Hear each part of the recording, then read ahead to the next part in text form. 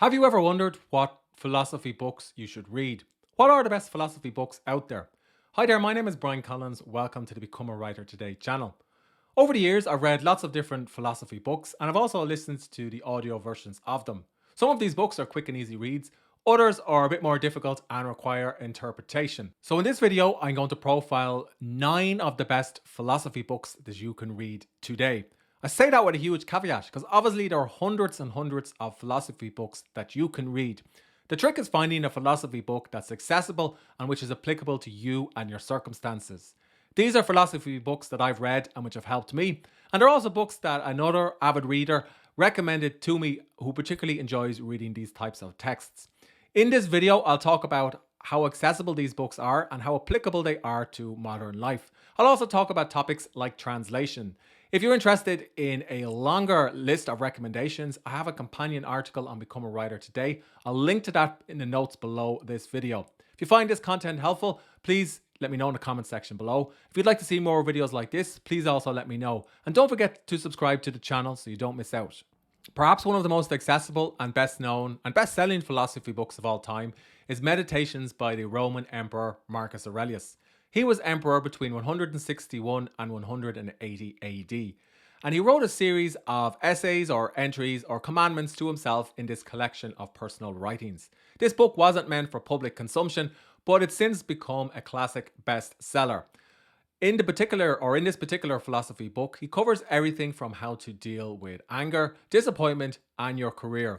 In fact, I recently read back through this particular book during the pandemic, and I was really surprised to see that he had advice about how to deal with a plague and pestilence. One particular gem that I got from this advice relates to finding motivation, and in particular to finding motivation in the morning, which is something that I've sometimes struggled with. He said to himself, Marcus, on those mornings when you struggle with getting up, keep this thought in mind, that you're awakening to the work of a human being. And then he says to himself, were you made for this, to snuggle underneath the covers and keep warm where it's pleasurable? Were you made for pleasure, in short, to be coddled or to exert yourself? And then he commands himself to get up and to rise and to deal with all the unpleasantness that he'll have to deal with throughout the day. This type of motivational quote is fantastic if you're struggling with cultivating an early morning writing habit, working on a creative project, working on your business, or doing whatever is important to you first thing. It's quotes and gems like this that explain why Meditations by Marcus Aurelius is one of the best-selling philosophy books of all time. And it's also the fact that the writings in this book are clear, concise, and very accessible. And of course, because it's an old philosophy book, it's available under a Creative Commons license, meaning you can get it for free on Amazon or other bookstores. Next up, we have the Daily Stoic Journal by the author Ryan Holiday. Ryan Holiday is well known today because he's helped popularize old writings by Stoic writers and authors. He's also somebody who uses a lot of the practices and questions of Seneca, Marcus Aurelius, and others in his own life, and he writes about how he does this on thedailystoic.com.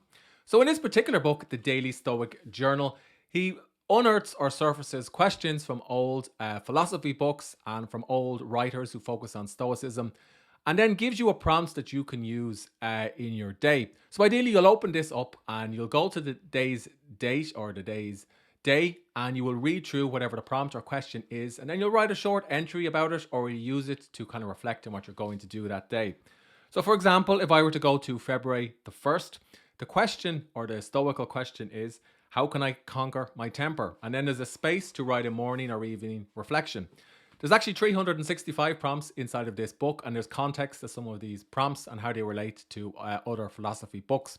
Now, I kept this on my writing desk for an entire year. I didn't write inside of this book. I wrote inside a journaling app called Day One, and I feature that elsewhere on this channel. But it is a fantastic book if you want to cultivate a journaling habit, a writing habit, or you just simply want to start taking the writings of philosophy books and philosophy authors, reflecting on them and using them in your own life. Next up, we have the Dao Dao Jing by the Chinese philosophy author Lao Tzu. It's a classical Chinese text which was written around 400 BC. Because it was written so long ago, you can get it freely online under a Creative Commons No Rights Reserved license.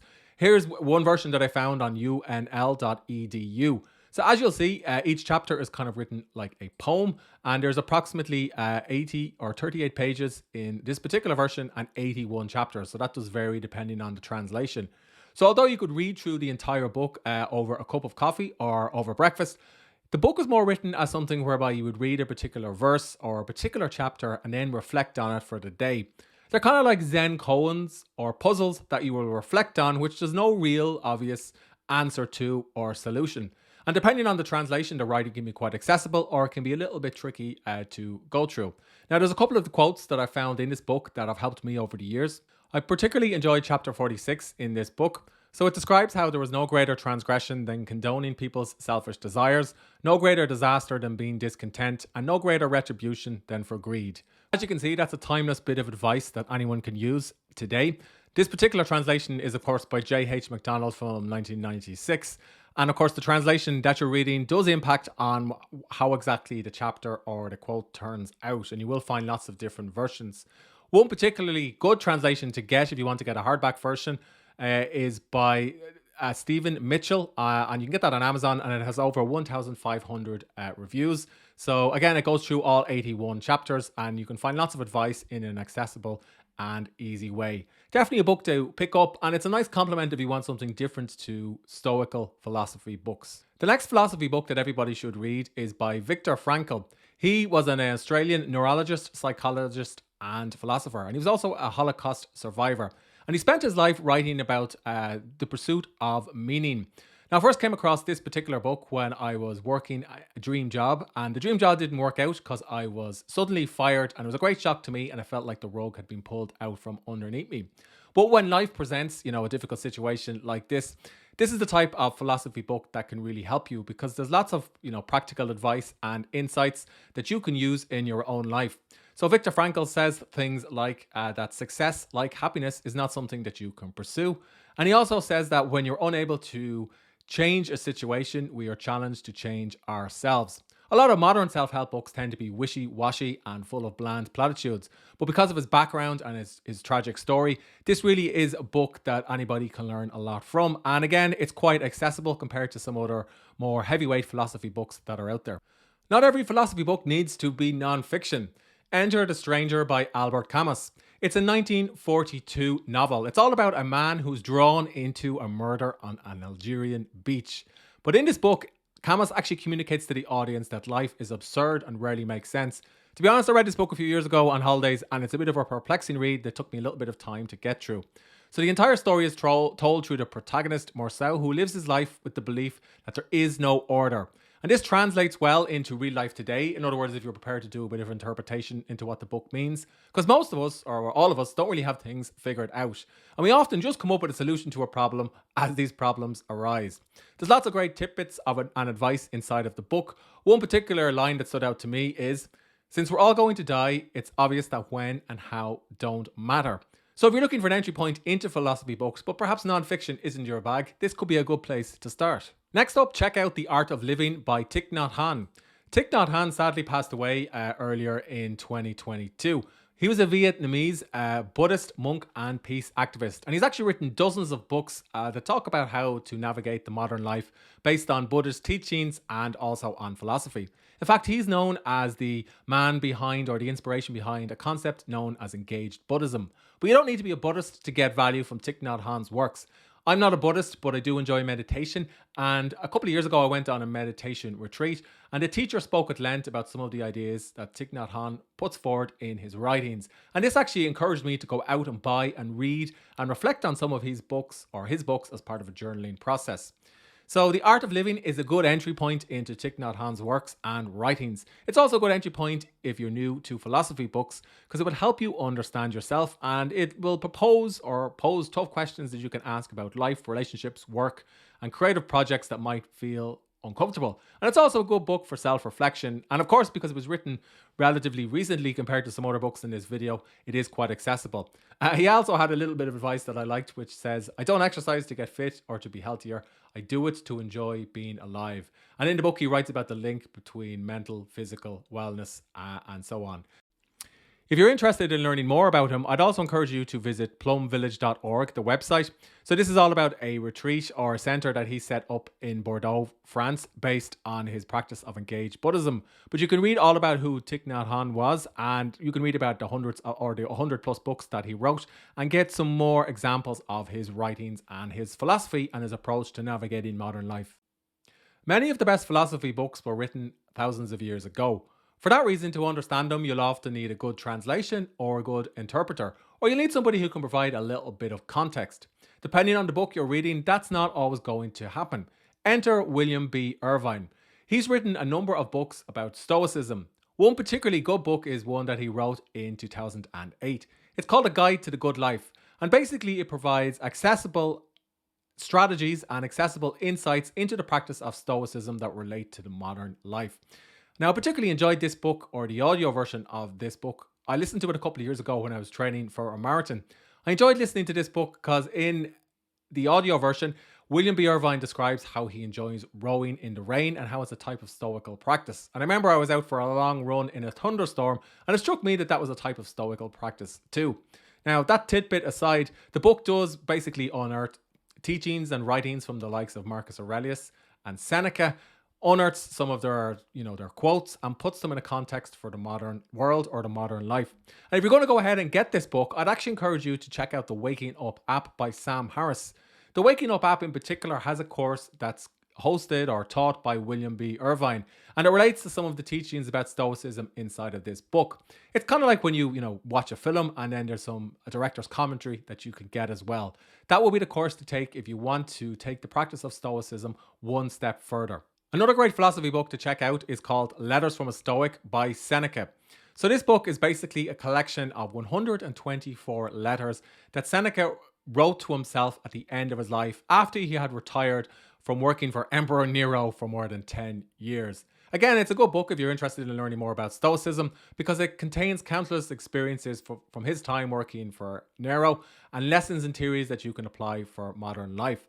There's actually some insights in the book about the value or the merits of focusing on one thing or one task. In other words, it can help you with your productivity. You can apply this to learn why distractions like smartphones, televisions, and the internet are, toxic and not a good thing. One particular quote that stood out to me is when Seneca writes, "Look at what happens when preparation meets opportunity." And that's often you'll see written as a motivational quote when you go to a gym or when you're taking part in some sort of event. So it's interesting to see that this is actually philosophy reflected in the modern world. My ninth recommendation for a philosophy book is one you've undoubtedly heard of. It's the ancient Chinese military treatise or text, The Art of War. Fantastic book, really accessible. I picked up a hardback copy of this book by Canterbury Classics. I'd actually recommend getting the hardback version by Canterbury Classics for a few different reasons. Firstly, it's a nice book to put on your bookshelf, but it's actually a compendium of some of the other books that I've featured in this video. You'll get the Dao Dao Jing, and you'll also get books that I haven't mentioned like the Confucian Analects, the Great Learnings, and so on. You'll also get the Doctrine of the Mean. Now, you'll also get two versions of The Art of War in this particular book. I liked this translation in particular because this translation in particular was really accessible. So it had precepts or commandments like the commander stands for the virtues of wisdom, sincerity, benevolence, courage, and strictness. That's a good commandment for anybody who aspires to leadership or to build a business or who's working with other people.